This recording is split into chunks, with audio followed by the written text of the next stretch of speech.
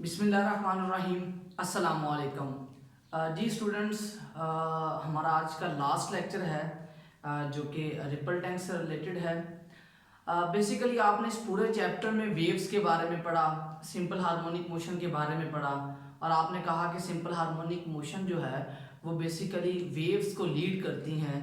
तो अब वेव्स आप चूंकि उसके बारे में इतनी डिस्कशन कर रहे हैं तो हम क्यों ना उनको विजुलाइज कर लें, उनको देख लें। तो रिपल टैंक जो है वो बेसिकली एक ऐसा इंस्ट्रूमेंट है जो कि पानी के अंदर वेव जनरेट करने के लिए यूज़ किया जाता है। मैं इसके बारे में छोटी सी एक जो है वो डायग्राम भी प्लॉट करने की कोशिश करूँगा। वैसे थोड़ा सा मुश्किल हो जाता है डायग्राम के ड्रॉ करना। तो हम स्टार्ट करते हैं जी आज का lecture. Ripple tank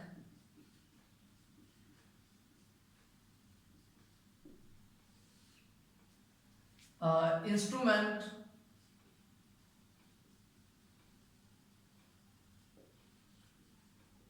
which is used to produce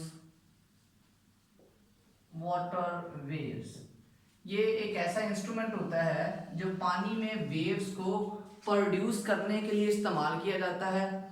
basically waves को प्रोड्यूस करना कोई काम नहीं है, हम वेव्स को प्रोड्यूस करके उनकी प्रॉपर्टीज के बारे में पढ़ना चाह रहे हैं। तो हमारा यहाँ पर जो मेन एम है वो वेव्स की प्रॉपर्टीज स्टडी करना है। तो सबसे पहले उनकी प्रॉपर्टी स्टडी करनी है तो हमें वेव्स को प्रोड्यूस करवाना ज़रूरी है। तो इसकी कंस्ट्रक्शन देखते हैं। कंस्ट्रक्शन में वो ये कहते हैं कि आपके पास ना यहाँ पर एक टेबल है और उसका जो आपके पास टॉप है वो ग्लास का बना हुआ है। ये एक टॉप है, इसके ऊपर हमने क्या किया हुआ है जी, एक मोटर लगाई है और वो उस मोटर के साथ एक बेलेट लगा हुआ है, फटा लगा हुआ है। यहाँ पर एक मोटर है जो कि इस पानी की सरफेस के साथ टच कर रही है। ये अगर समझ लें कि ये आपका बॉटम है तो सरफेस को बिल्कुल ऐसे टच कर रही है। जब ये मोटर ऑन करेंगे तो ये वाइब्रेट करेगी। इसकी वाइब्रेशन से आपके पास क्या होगा, वेव्स जनरेट होंगी। वेव्स कैसे जनरेट होती हैं वो आपको नजर तो नहीं आ रही होंगी, लेकिन आप क्या करेंगे, यहां पर लाइट सोर्स देंगे।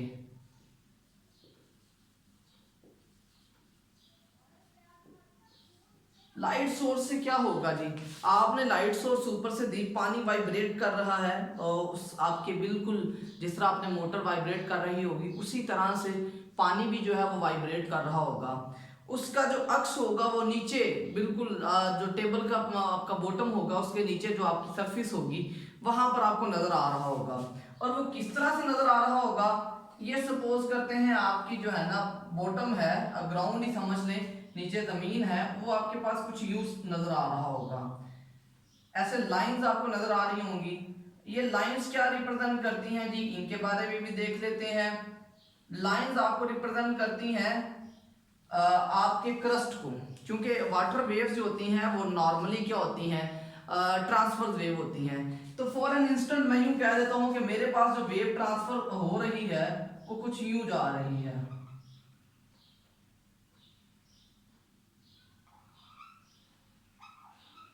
शायद कि हम उसको उस तरह से ड्रॉ ना कर सकें। ये जो पोर्शन है ना, लाइन है जो बेसिकली ये लाइन आपकी क्रस्ट को रिप्रेजेंट करती है। यहाँ पर पानी जो होगा वो आपके पास उसकी सरफेस अपर पोर्शन पे होगी।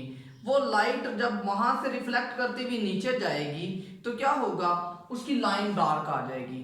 अब जहां पर पानी का क्रस्ट होगा वहां पर पानी का लेवल कम होगा, वहां पर लाइट आपकी क्या चली जाएगी, ट्रांसमिट करेगी। जब लाइट ट्रांसमिट करती है तो बेसिकली क्या होगा जी, आपके पास बेसिकली आपके पास ये जो है एक तरफ पे वो एम्प्टी लाइंस आना शुरू हो जाएंगी। ये हमारा मेन कंसर्न था कि हमने वेव्स जनरेट करनी है।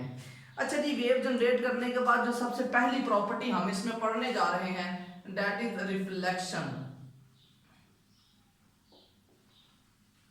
रिफ्लेक्शन क्या है जी, रिफ्लेक्शन ये है कि आपकी ये वेव्स जो है वो ट्रेवल कर रही थी ऐसे, आपने क्या किया है, इसके रास्ते में हाथ रख दिया। ये वेव आ रही थी, आपने यहाँ पर हाथ रखा है इस तरह से, या यूं समझ लें कि आपने कोई भी और मीडियम यहाँ पर प्लेस कर दिया। वेव ने क्या किया, यहां से टकराने के बाद क्या होगी, वो इस तरफ ट्रेवल करना शुरू कर दिया।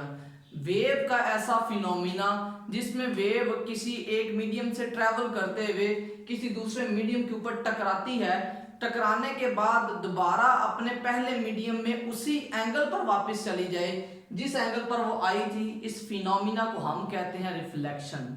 ठीक है, रिफ्लेक्शन को डिफाइन करते हैं, यहां पर डिफाइन करके लिख लेते हैं जी, the phenomena in which waves return back to the first medium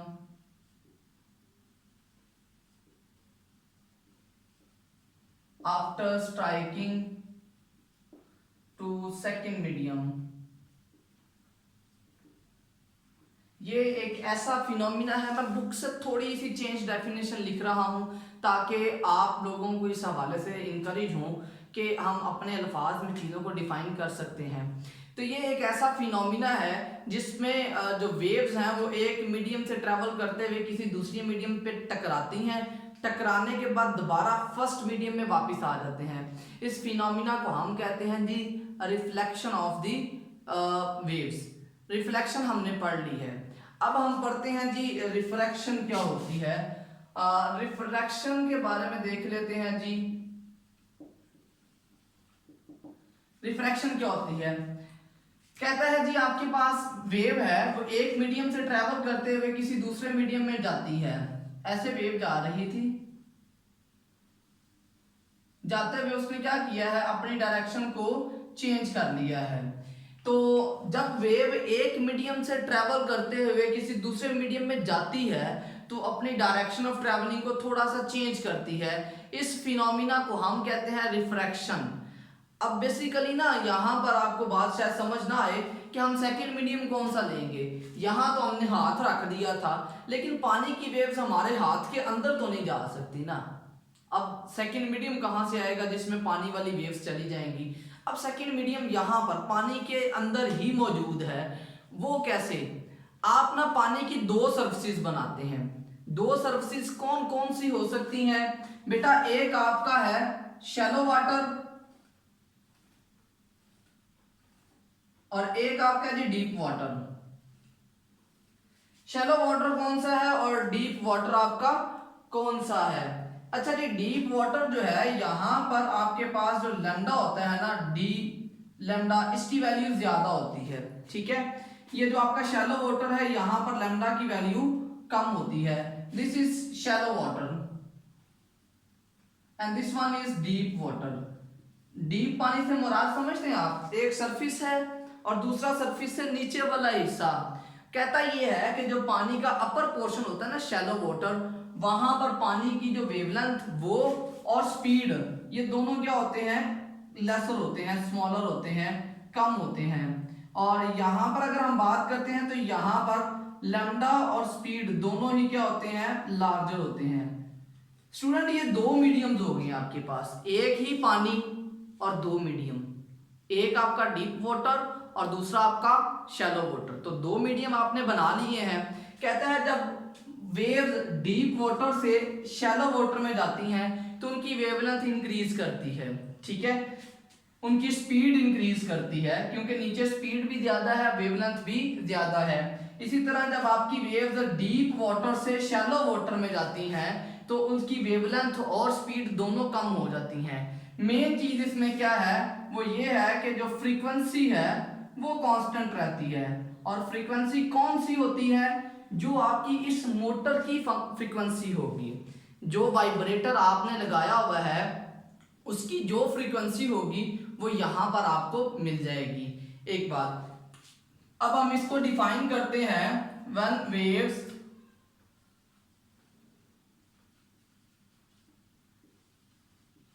enter from first medium to the second medium, its direction of traveling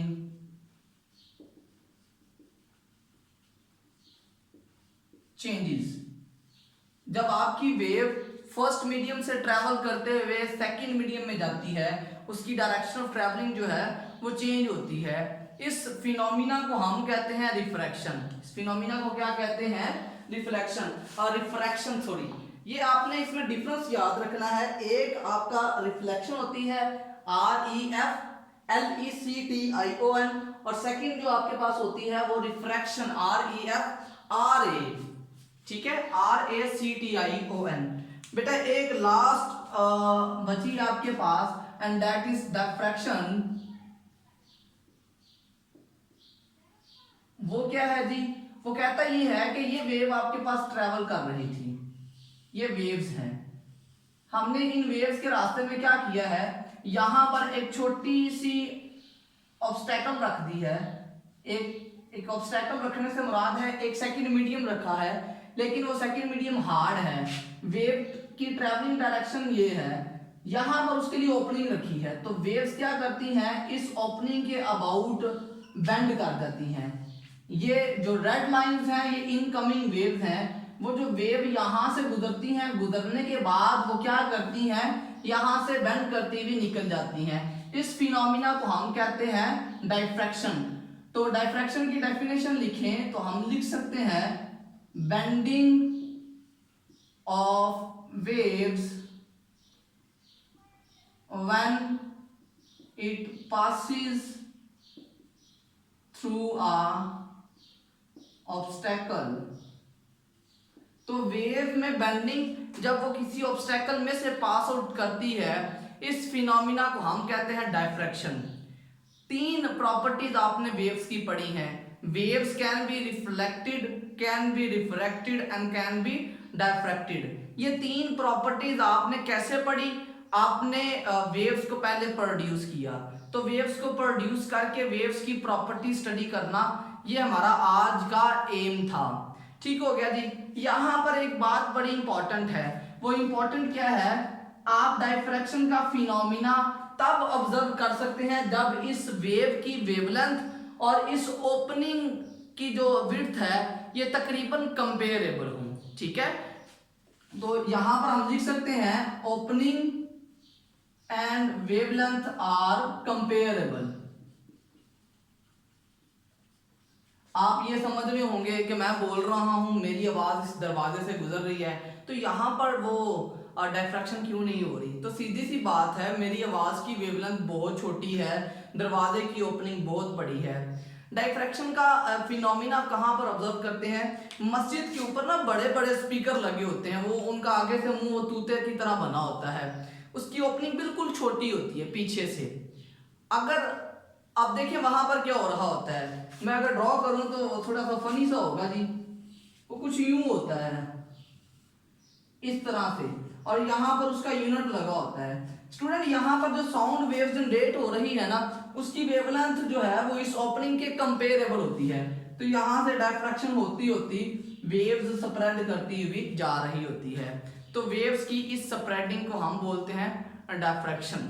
तो ये स्टूडेंट हमारा आज का आर्टिकल था।